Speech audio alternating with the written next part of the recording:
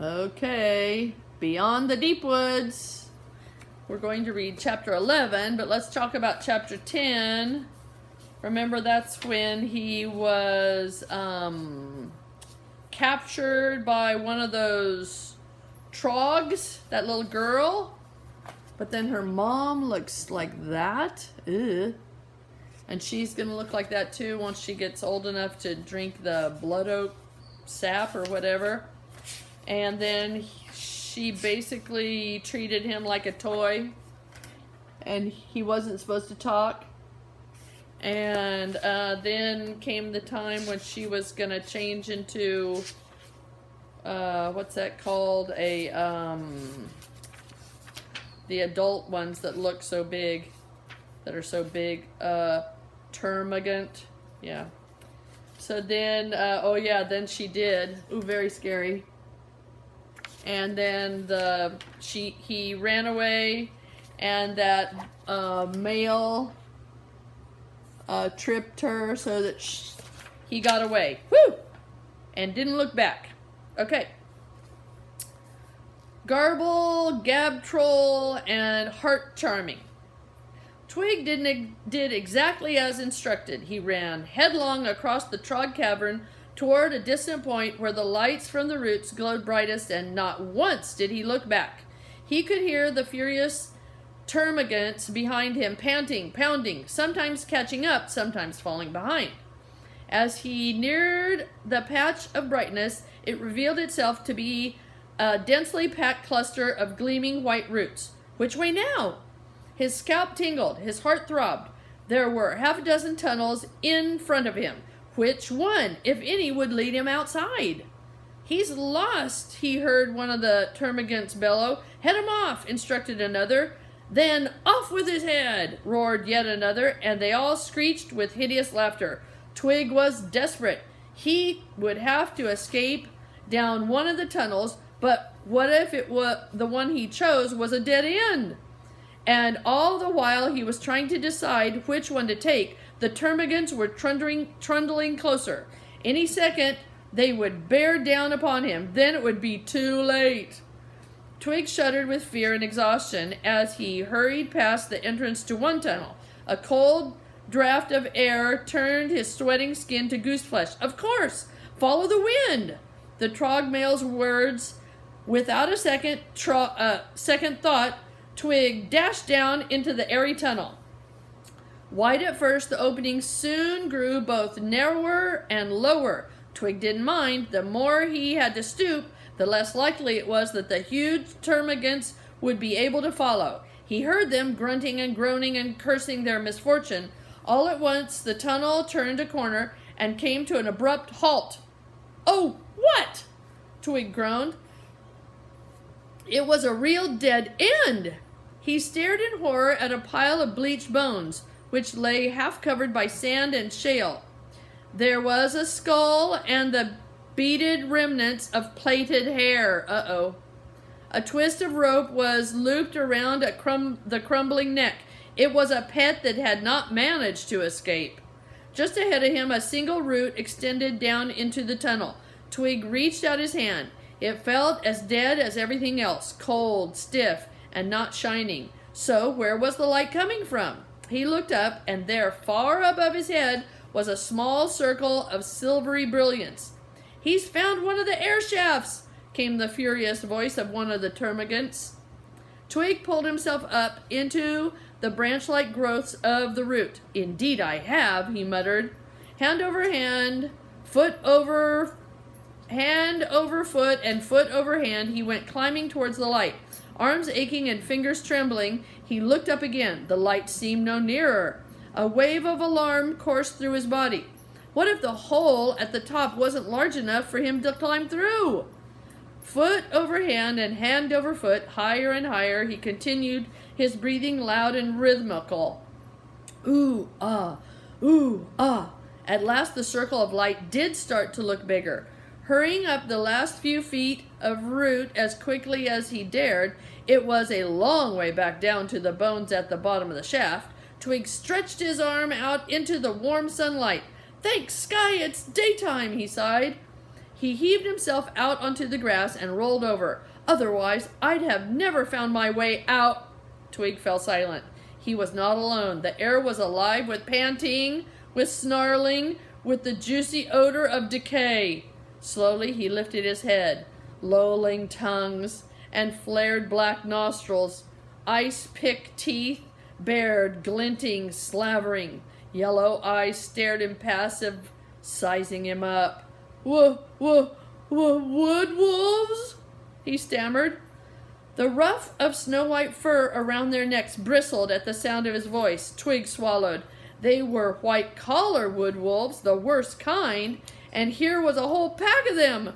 Twig inched backward toward the air shaft. Too late. The wood wolves, noticing the movement, let out a low, blood-curdling growl. With open jaws and dripping fangs, the one nearest him leaped up from the ground and launched itself at his throat. Ah! Twig screamed. The outstretched paws of the beast thumped into his chest. The pair of them toppled backwards and landed heavily on the ground. Ah! Here's a picture. It looks so scary. Yikes. Twig kept his eyes tight shut. He could smell the warm, rotten breath on his face as the wood wolf sniffed and tasted. He felt a row of pinpricks along the side of his neck. The wood wolf had him in its jaws. One movement from either of them, and that would be that. Just then, above the deafening pounding of his heart, Twig heard a voice. "What's going on here, then?" it said. "What have you found, eh, lads? Something for the pot?" The wood wolf snarled greedily, and Twig felt the teeth pressing down sharply into his skin. "Drop it!" the voice commanded. "Stealth! Drop it, I say!" The teeth withdrew, the stench receded. Twig opened his eyes. A short, elf-like creature, clutching a heavy whip, was standing there and glaring at him. "Friend or food?" he demanded. "Friend!" Twig stuttered. "Get up, friend," he said. The wood wolves twitched as Twig climbed to his feet. "They won't hurt you," he said, seeing Twig's discomfort. "So long as I don't tell 'em to," he smirked. Here's a picture of the guy. "You wouldn't do that," said Twig. "Would you?" "All depends," came the reply. The wood wolves began pacing to and fro, licking their lips and yelping excitedly. "We small people have to stay on our guard. Stranger equals danger. Stranger equals danger. That's my motto. You can't be too careful in the deep woods." He looked Twig up and down. "Mind you," he said, "you don't look too much like a threat." He wiped his hand vigorously on his trousers and thrust it forward. "The name's Garble," he said. "Garble the hunter. And this here's my pack." One of the wood wolves snarled. Garble gave him a vicious kick. Twig reached out and shook the hand being offered him. All around them, the wood wolves were whipping themselves into a slavering frenzy. Garble stopped in mid-shake, pulled his hand away and inspected it. "Blood," he said. "No wonder the lads found you. The smell of it drives them proper crazy, it does." He crouched down and carefully wiped his hand on the grass until all trace of blood had disappeared. He looked up. "So what exactly are you?" he said. "I'm..." Twig began and then stopped. He wasn't a wood troll, but then what was he? "I'm Twig," he said simply. "A twig? Never heard of him. You look a bit like a lop-ear or even a blunderhead. Even I find it difficult to tell them apart. Fetch a good price, though, they do. The sky pirates are always after goblins from the wilder tribes. They make good fighters, even if they are a bit difficult to control. Are the twigs good fighters?" Twig shifted uneasily from foot to foot. "Not really," he said. Garble sniffed. "Wouldn't get much for you anyway," he said. "Scrawny little specimen that you are. Still, you might make a ship's cook. Can you cook?" "Not really," Twig said again. He was inspecting his hand. There was a cut on his little finger, but it didn't look too bad. "Just my luck," said Garble. "I was on the trail of a big lump skull. Would have made me a pretty penny, I can tell you. And what happens? He goes running straight into the jaws of a blood oak, and that's the end of him. Terrible mess. And then the boys pick up your scent, hardly worth the bother, he added, and spat on the ground. It was then that Twig noticed what garble the hunter was wearing. The dark fur was unmistakable. How many times had he stroked fur exactly like it, sleek, smooth, and tinged with green? Banderbear, Twig breathed, his blood beginning to boil. This obnoxious little elf was wearing the pelt of a Banderbear. Garble was shorter than Twig, considerably shorter. In a straight fight, Twig was sure he could overpower him easily. But as the circle of yellow eyes stared at him unblinkingly, Twig had to swallow his indignation. Can't stand around here all day chattering, Garble went on. I've got some serious hunting to be getting on with. Don't have time to waste on wolf bait like you. I'd get that hand seen to if I were you. Might not be so lucky next time. Come on, boys. And with the yelping pack around him, Garble turned and disappeared into the trees. Twig sank to his knees. He was back in the deep woods, but this time there was no Banderbear to protect him. No sweet, lonely Banderbear, just wolves and hunters and lumpskulls and blunderheads and... Why, he wailed, why all this, why? Because, came a voice that sounded gentle and kind. Twig looked up and started with horror. The creature that had spoken looked neither gentle nor kind. In fact, she was monstrous. So what brings you, Slurp, to this part of the Slurp Deepwoods? She said. Twig kept his head down. I'm lost, she said. Lost? Nonsense, Slurp. You're here, she laughed. Twig swallowed nervously. He raised his head. That's better, Slurp. Now, why don't you tell me all about it, my dear? Gab Trolls is very good, Slurp listeners. And she flapped her huge bat-like ears. There she is. The yellow light of late afternoon glowed through the pink membrane of her ears, picking out the delicate network of blood vessels.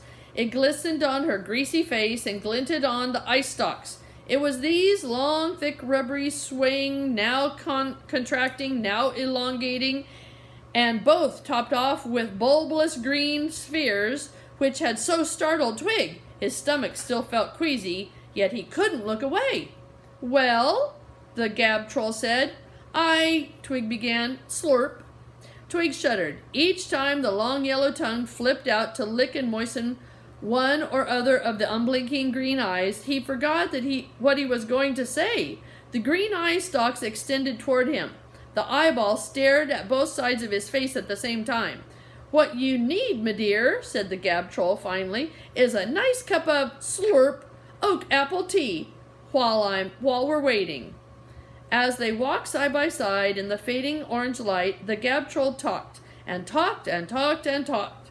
And as she went on, in her soft, lilting voice, Twig no longer noticed her ears or her eyes or even the long slurping tongue.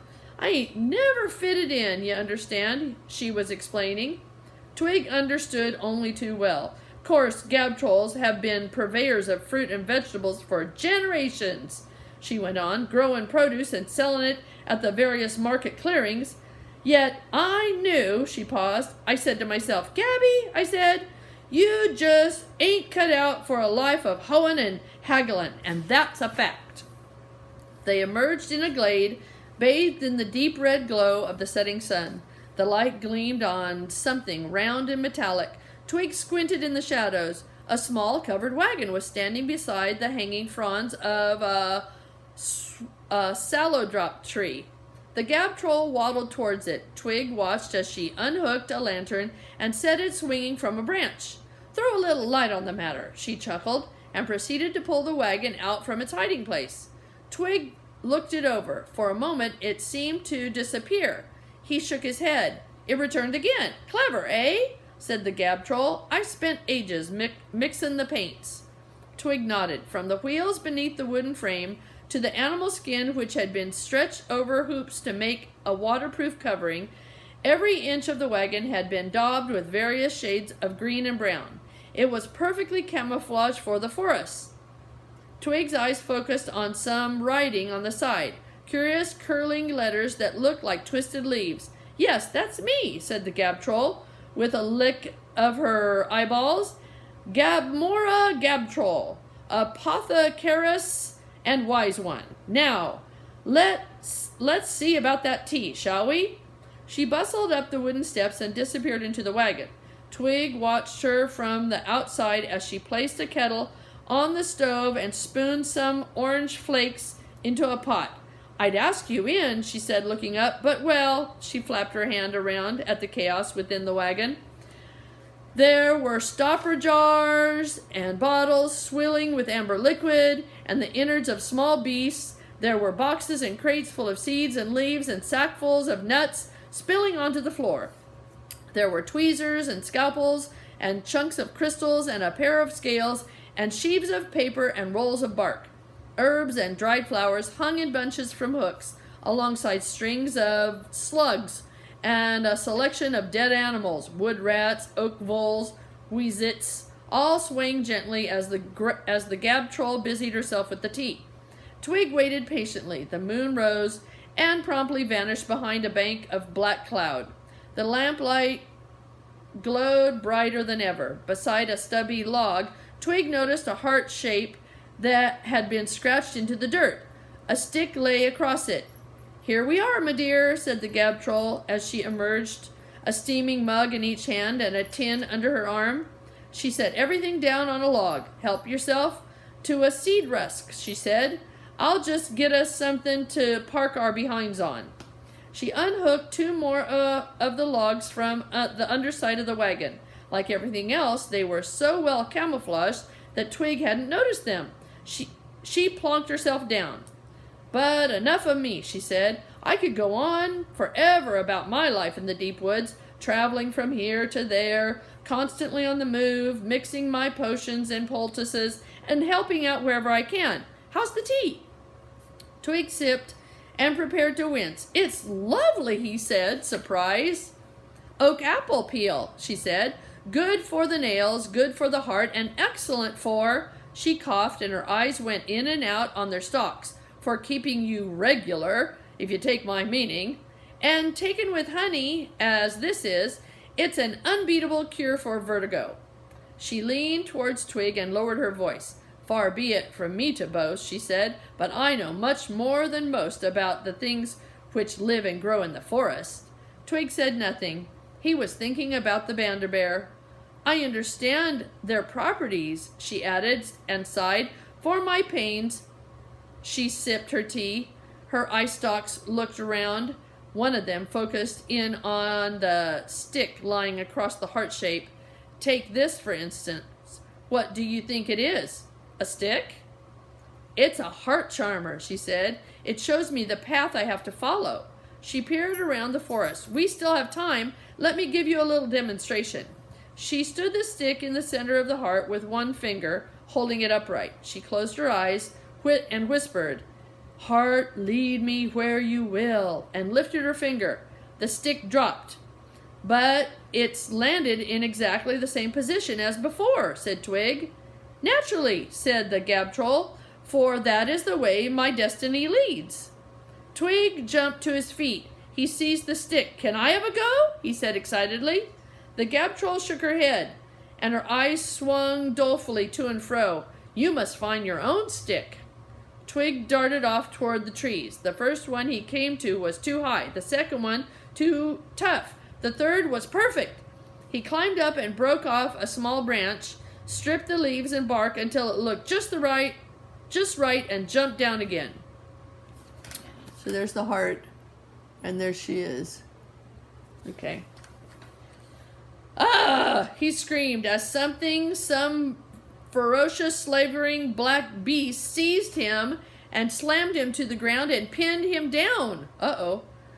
The silhouette of its massive shoulders flickered in the lamplight. Its yellow eyes glinted. Its jaws opened and it yelled with pain. Karg! The Gab Troll screamed as she brought the stick down on the beast's nose for a second time. How many times have I got to tell you? Only carrion. Now take your food and get to the wagon this instant. And hurry up about you. You're late.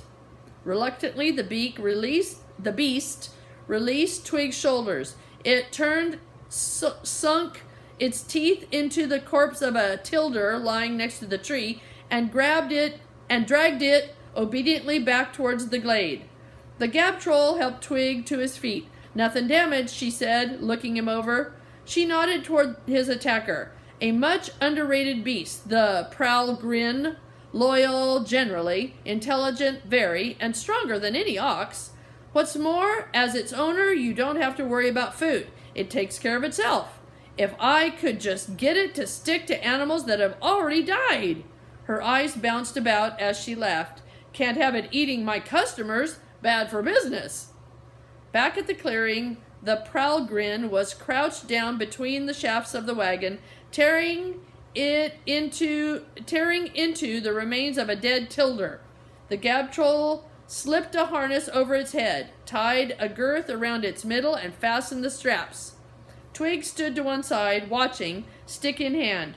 "You're not going, are you?" he said, as she slung the logs and tea things back into the wagon. I was just waiting for Crag to get himself fed and watered," she explained, and climbed up into the front seat. She took up the reins. "Now I'm afraid. Places to go, people to heal." "But what about me?" said Twig. "I always travel alone," said the gab troll firmly. She tugged on the reins and set off. There she is. Okay. Twig watched the lamp swaying back and forth as the wagon clattered away. Before he was plunged once again into darkness, he stood his stick at the center of the heart, his fingers trembling as he held it in place. He closed his eyes and whispered softly, "Heart, lead me where you will." He lifted his finger and opened his eyes. The stick was still standing. He tried again. Finger on. "Heart, lead me." Finger off. Stick still did not fall. "Hey!" Twig cried out. "The stick's just standing there." The gab troll peered around the side of the wagon, her eye stalks gleaming in the lamplight. "Why won't it fall down?" "Haven't a clue, my dear," she replied. With that, she was gone. "Some wise one," Twig muttered angrily, and kicked the stick far away into the undergrowth. The flickering lamplight disappeared. Twig turned and stumbled off into the darkness in the opposite direction, cursing his luck. "No one stays, no one cares, and it's all my fault. I should never, ever have strayed from the path." Dun, dun, dun. The next chapter is called The Sky Pirates. So do you think because the stick didn't fall, he's supposed to go into the sky? Maybe? Maybe so.